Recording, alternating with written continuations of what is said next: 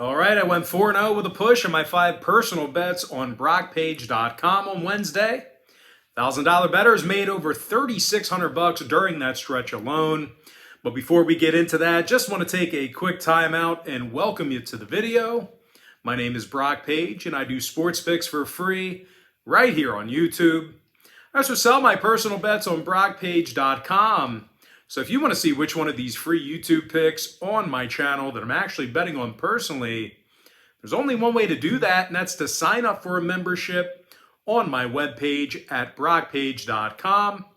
And after Wednesday's great day of bets, we improved to 4-0 in our last 4 $1.99 daily best plays on that very same website.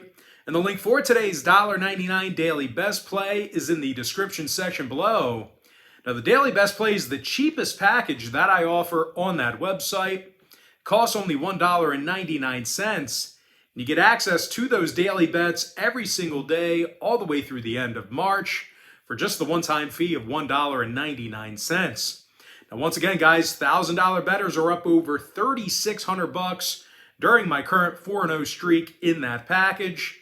And if you want to access today's $1.99 daily best play, once again, the link for that bet is in the description section below. Now with that, guys, let's go ahead and dive into some March Madness action. We're going to take a look at Loyola Chicago taking on Ohio State. Now that's going to be a 12:15 Eastern tip-off on Friday, March 18th, 2022. Loyola Chicago is -1 with a total at 132.5. But despite being the slight favorite over a Big Ten school in this one, the Ramblers did fail to cover recently against the likes of Illinois State and Valparaiso. And speaking of the number, the Ramblers are covering the point spread in just 50% of their contests away from home this year. Now, Loyola scoring just 67 points a game away from their home court this season, really not doing a terrific job offensively away from home. And they've also had a tough time grabbing offensive boards in certain spots this year as well. They're taking on an Ohio State team who's actually amongst the better shooting teams in the country. The Buckeyes are averaging 74 points a game, and they're also in the top 30 in the nation in shooting the three ball. Malachi Branham, he's making nearly 43% of his three-pointers, and he's also scoring 13 points a game. Meanwhile, E.J. Liddell, he's the team's leading scorer with over 19.5 points a night, along with 7 rebounds. And speaking of rebounding the basketball, OSU's also in the top 35 in the country in defensive boards per contest. Now, injury-wise, Young and Key are still listed as questionable for the Buckeyes. When it comes to the total, Ohio State went 3-0 to the over in their last 3 neutral site contests. They're also 10-4 to the over in all of their ball games away from Columbus. Meanwhile, Loyola, on the other side of things, they saw overs recently with the likes of Illinois State and Valparaiso. I'm going to lean toward Ohio State +1 in the over 132.5. Next ball game, it is going to be Jacksonville State versus Auburn, 12:40 p.m. East. Auburn's -15.5 with the total at 139. Now, the Tigers won 11 of 16 away from home this year. They're amongst the best scoring teams in the nation. These guys average 79 points a game, and they rank in the top 15 in the country in offensive boards per contest. Jabari Smith is drilling 43% of his shots from downtown, 17 points a game for the forward. Meanwhile, K.D. Johnson is scoring over a dozen points a game himself, along with a couple of boards. When it comes to defensive play in this one, the Tigers were also in the top 10 in college basketball in defending the field goal. These guys are limiting their competition to just 38% shooting from the field this year. Now, they're taking on a Jacksonville State team who is going to try real hard. I can give that to them. They're going to try really hard.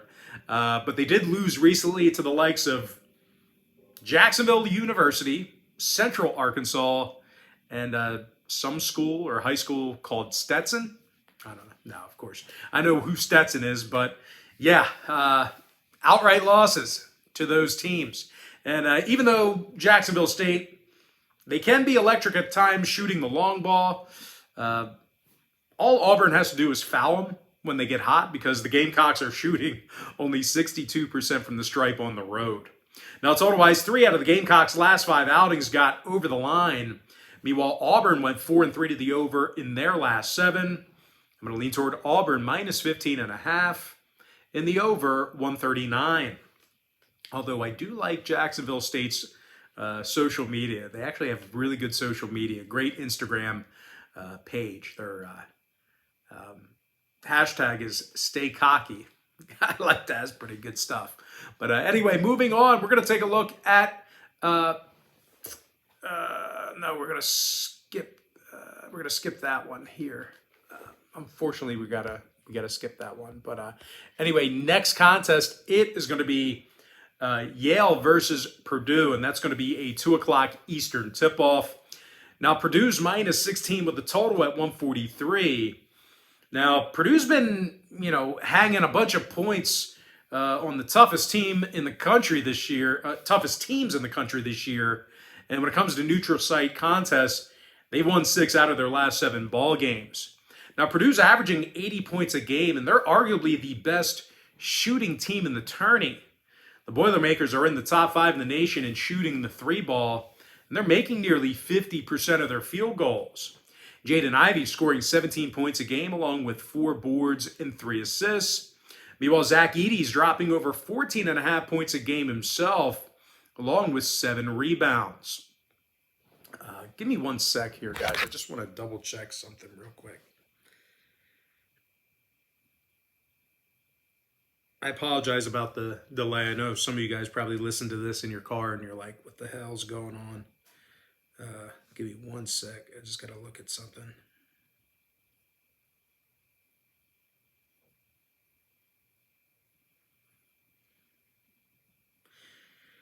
Okay.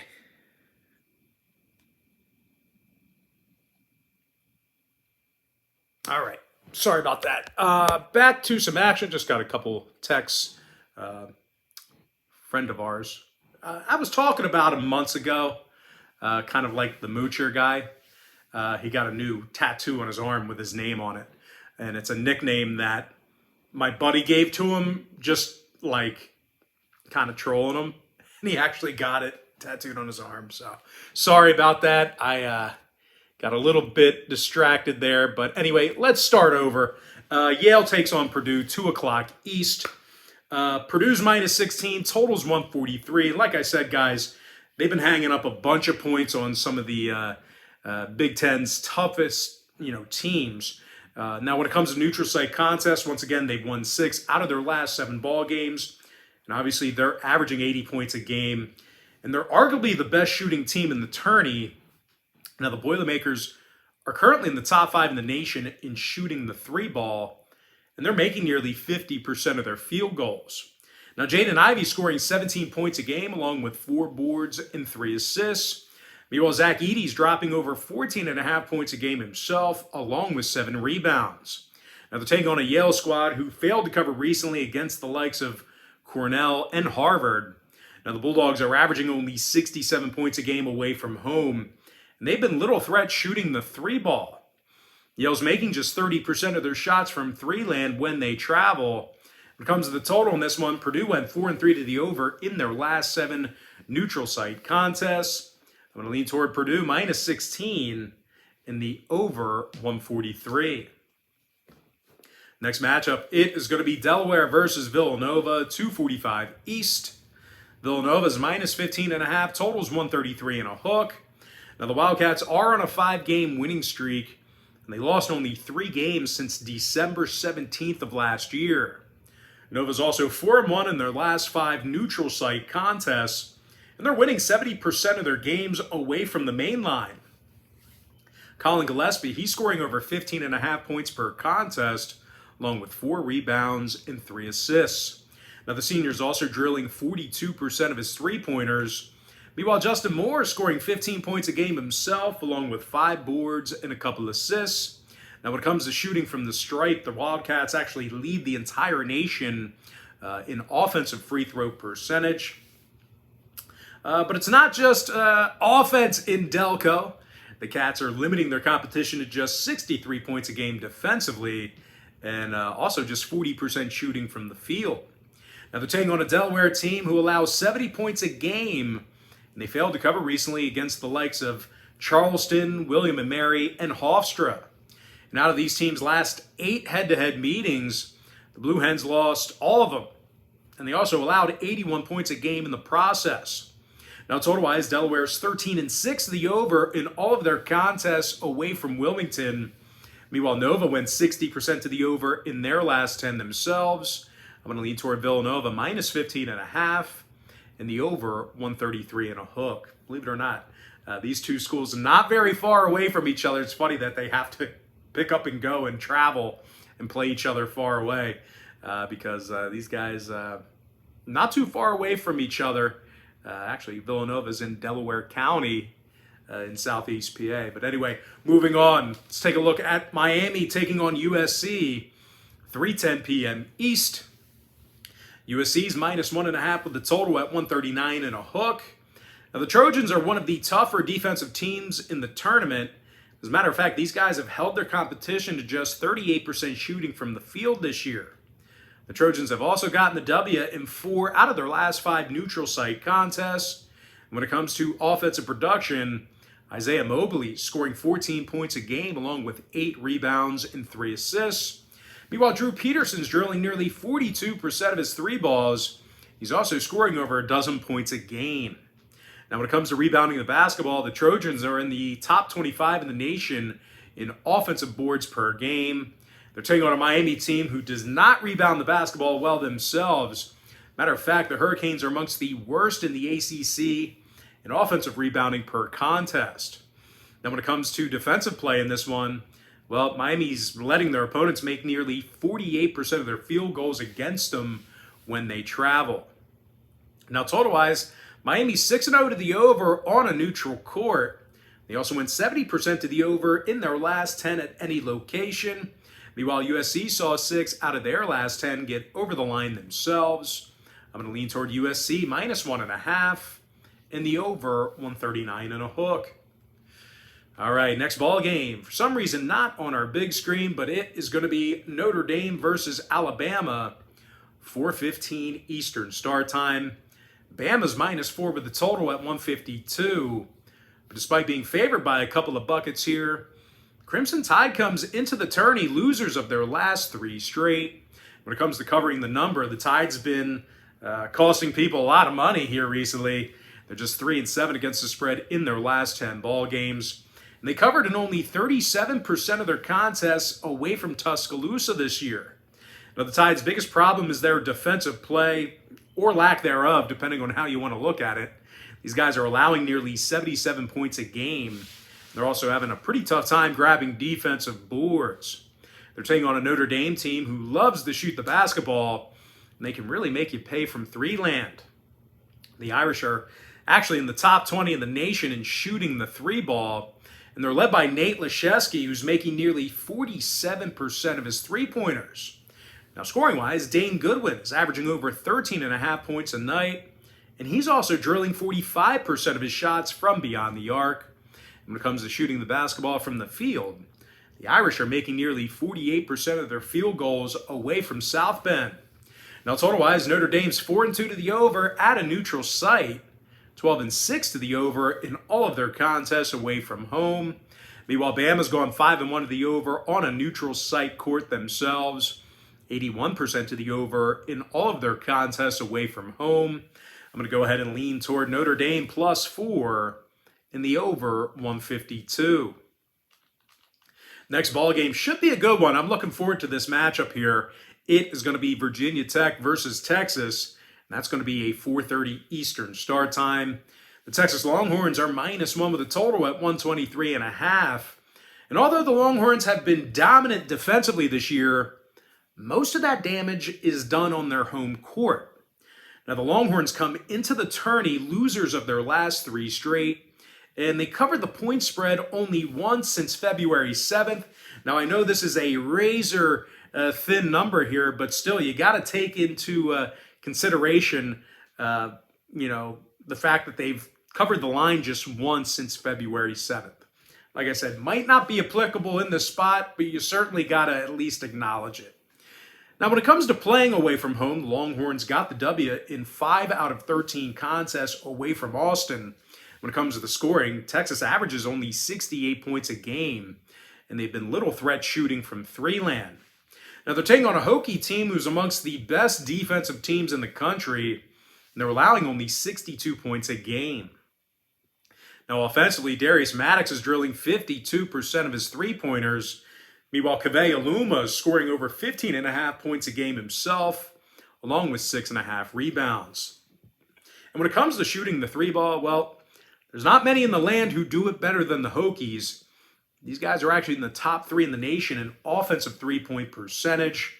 Now, total-wise, Virginia Tech went 60% to the under in their last 10 ball games. Meanwhile, Texas saw their last 3 straight fall under the line themselves. I'm going to go ahead and lean toward Virginia Tech +1 in the under 123.5. All right, let's go back to that game I skipped here. My notes were a little bit jambled, so let me see if I can find it here. Montana State. Let's see if we can get through this because my notes are a mess. But Montana State versus Texas Tech, 145 East. Now, Texas Tech is -15, totals 132.5.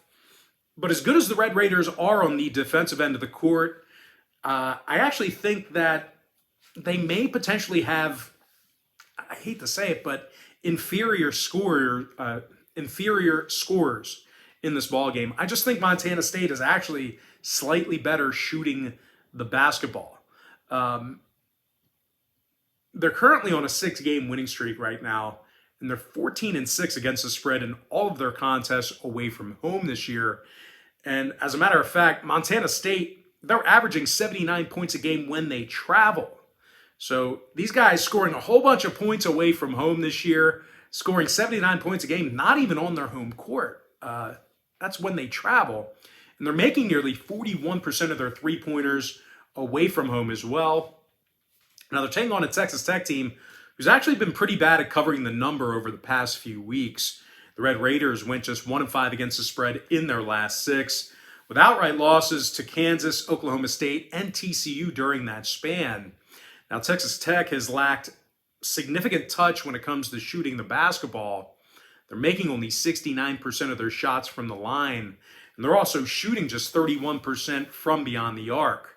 Now, total-wise, Texas Tech saw overs recently with Kansas, Kansas State, and TCU. Meanwhile, Montana State went 70% to the over in their last 10. I'm going to lean toward Montana State +15, keeping this one close, in the over 132.5. All right. And with that, we're going to jump into our next ball game. It is going to be Chattanooga versus Illinois, and that's going to be a 6:50 Eastern start time. Illinois is -8 with a total at 135.5. Now, the Illini won 60% of their ball games away from Champaign, and they're averaging 76 points per contest. And, of course, Big Kofi Coburn, he's scoring over 21 points a game, along with double-digit rebounds. Meanwhile, Alfonso Plummer, he's draining nearly 42% of his three balls. He's also averaging 14 points a game. Now, they're taking on a Chattanooga team who failed to cover recently against the likes of Furman, Citadel, and Virginia Military Institute. That's VMI, for those who don't know. Now, Chattanooga's leading rebounder, he's also 3 inches shorter than Big Kofi Coburn. So look for Illinois to dominate the boards here this afternoon. Now, total-wise, Chattanooga went 4-3 to the over in their last 7. Meanwhile, Illinois saw overs recently with the likes of Michigan, Ohio State, and Michigan State. I'm going to lean toward Illinois -8 in the over 135.5. Next game, Cal State Fullerton versus Duke, 7:10 East. Duke's -18.5, totals 145.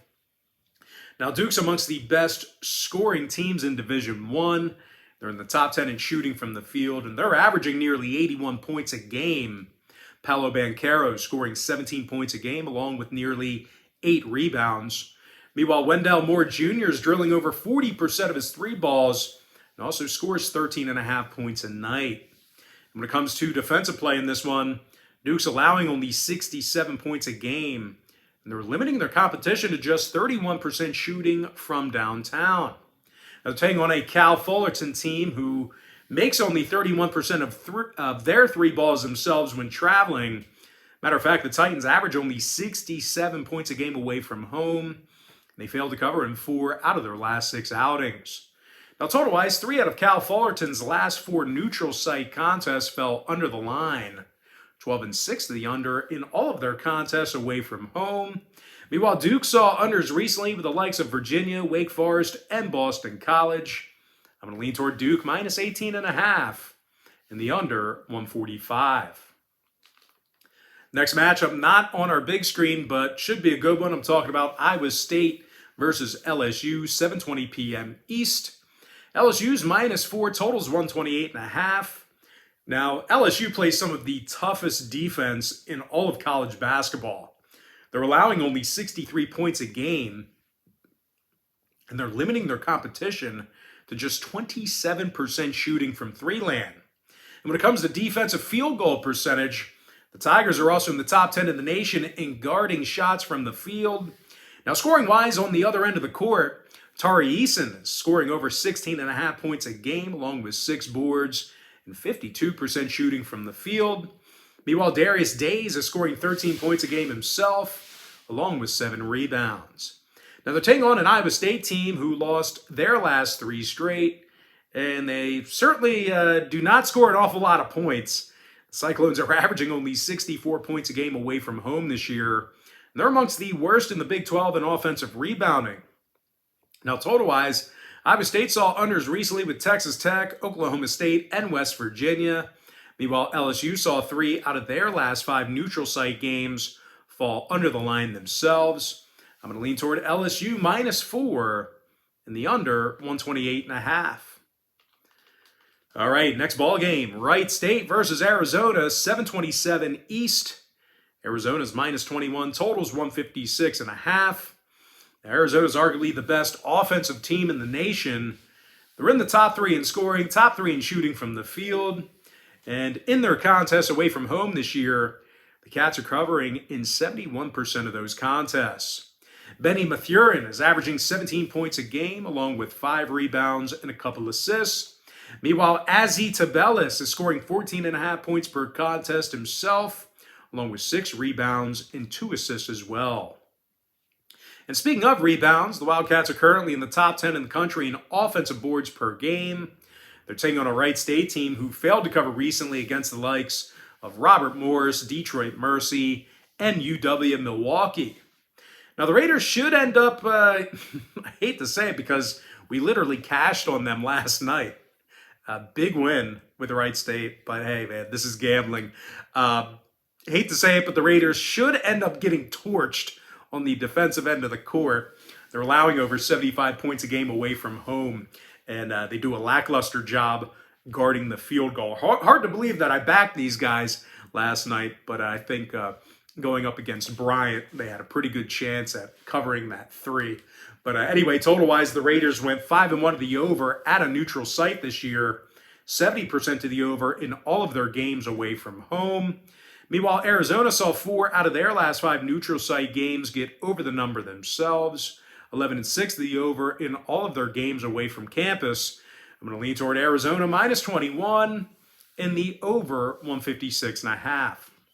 Sorry, I had to turn the TV off. Typically, the backgrounds that I use, it's just the TV. It's a TV. It's literally a big screen TV. I just hit pause, and that's the background you get. But after like 25 minutes, it doesn't pause anymore. It just starts playing the tape. So I turned it off. Next game, UAB, Houston, 9:20 East. Houston's -8.5, totals 136. Now, the Cougs are arguably the best defensive team in the nation. They're leading the country in defensive field goal percentage, and they're limiting their competition to just 58 points a game. Now, the Cougs have also shut down the 3-ball pretty good as well. They're holding their opponents to just 29% shooting from three-land. Actually, that's better than pretty good. That's excellent. Now, scoring-wise, Kyler Edwards is averaging over 13.5 points per contest, along with 6 rebounds and 3 assists. Meanwhile, Fabian White Jr. is making 40% of his three-pointers. He's also averaging 13 points a game. Now, when it comes to rebounding the basketball, the Cougs are also in the top 20 in Division I in offensive boards. They're taking on a UAB squad who failed to cover in 5 out of their last 8, with failures coming against the likes of Southern Miss, UTEP, and Texas San Antonio. And although the Blazers scored an awful lot of points against Conference USA competition, they still allowed 73 points a game away from home this year, and they struggled to defend the field goal in that same category. Now, total-wise, UAB saw unders recently with UTEP, UTSA, and North Texas. Meanwhile, Houston, on the other side, they went 6-1 to the under in their last 7. I'm going to lean toward Houston minus 8.5 in the under 136. Next game, it is going to be Davidson versus Michigan State, 9:40 p.m. East. Michigan State's -1, totals 140.5. Now, the Spartans won 3 out of their last 4. And they're doing a real nice job shooting the 3-ball. Matter of fact, Michigan State's in the top 25 in offensive three-point percentage. And they're led by Tyson Walker, who's drilling over 49% of his three-pointers. Now, real quick, guys, I think the reason why this line is so short is because Walker is battling an ankle injury. Keeping that in mind, though, I think Walker still should be able to get an open look or two from three-land on a bum ankle. I don't care how bad that thing hurts. This guy's going to play, and he's going to get a few open looks, in my opinion. But, of course, really, if you think about it, it's Gabe Brown who this offense runs through. That's right, Gabe Brown. He's scoring nearly a dozen points a game, along with 3 rebounds and 91% shooting from the stripe. Now, when it comes to defensive play in this one, Sparty allows just 68 points per contest, and they're limiting their competition only 31% shooting from downtown. And once again, guys, just you got to keep in mind, all these stats are mainly against Big Ten top-notch competition. Now, they're taking on a Davidson team who lost 2 out of their last 4, with losses coming against the likes of Richmond and Dayton. As good as the Wildcats are at shooting the basketball, they actually have a tough time grabbing offensive boards. Now, here's a pretty quirky trend for you. Could be applicable, maybe not, but certainly interesting. Davidson's opponents are making over 76% of their free throws against them away from home. Now, that could be problematic if they put Gabe Brown to the line too much. I would say look for Gabe to draw a lot of contact here today and get to the stripe at least 10 times. Now, total-wise, 5 out of Davidson's last 7 neutral site games got over the line, 72% to the over in all of their contests away from home this year. Meanwhile, Michigan State went 5-1 to the over in their last 6 outings themselves. I'm going to lean toward Michigan State -1 in the over 140.5.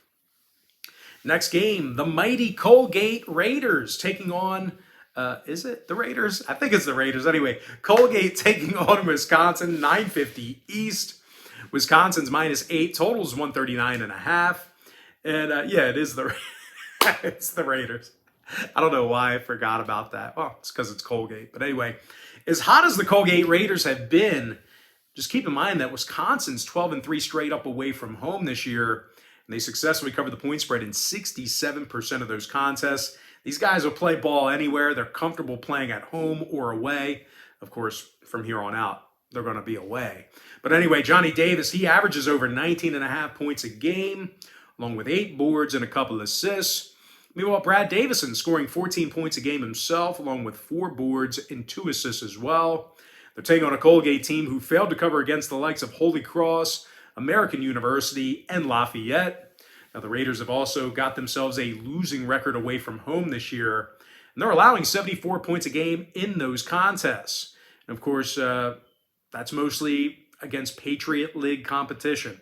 So this could potentially be a rough one for the Raiders. But anyway, total-wise, 5 out of Colgate's last 9 fell under the line, throwing out that Bucknell game. Meanwhile, Wisconsin went 4-1 to the under in their last 5 themselves. I'm going to lean toward Wisconsin -8 and the under 139.5. And with that, guys, we're going to jump into our next and final contest. It is going to be TCU versus Seton Hall, 9:57 Eastern Standard Time. Actually, is it Eastern Daylight Time now? 9:57 East. Seton Hall is -1, totals 129. And as good as the Pirates played down the home stretch, There are a few problem areas I'm concerned about. For one, Seton Hall's making just 42% of their field goals this year. Meanwhile, defensively on the other end of the court, the Pirates have struggled to grab defensive boards in certain spots. And their opponents are also connecting on 78% of their free throws against them. And speaking of rebounding the basketball, the Horned Frogs have actually done a real nice job grabbing offensive boards this year. They're amongst the best in the Big 12 in that particular category. Meanwhile, defensively, TCU allows only 65 points a game, and they currently rank in the top 20 in the country in defensive rebounding per contest. Now, when it comes to rebounding the basketball, Emmanuel Miller's leading the charge with nearly 7 rebounds a game. And scoring-wise, he's averaging double-digit points per contest. Meanwhile, Mike Miles is scoring 15 points a game himself, along with 3 rebounds and 3 assists. Now, when it comes to the number in this one, TCU saw their last 5 straight fall under the posted total. Seton Hall 7-1 to the under in their last 8. I'm going to lean toward TCU +1 in the under 129. And with that, guys, that's going to do it for me. Don't forget to check me out on BrockPage.com. Now, if you guys do end up getting a membership here today on my website, just keep in mind you're going to get billed the day you sign up and then the first of every month following that. So if you do end up getting a membership here today on BrockPage.com, you're going to get access to that content all the way through the end of March. I always tell folks in every single video, the earlier in the month you sign up, the better. And guys, if you want to get access to every single bet that I give out on that webpage, you're going to want to sign up for my board member tier package. Not only do board members get access to the board member tier bet itself, you actually get full access to every single bet that I give out on that website. It's an all-inclusive package. But most importantly, guys, got to thank you for joining me right here on YouTube. Really hope you enjoyed all this great free content, all this great free information. And with that said, guys, happy St. Paddy's Day to you, or happy Friday to you, depending on when you're watching this. Best of luck to you. And I look forward to seeing you later on today on my website at BrockPage.com.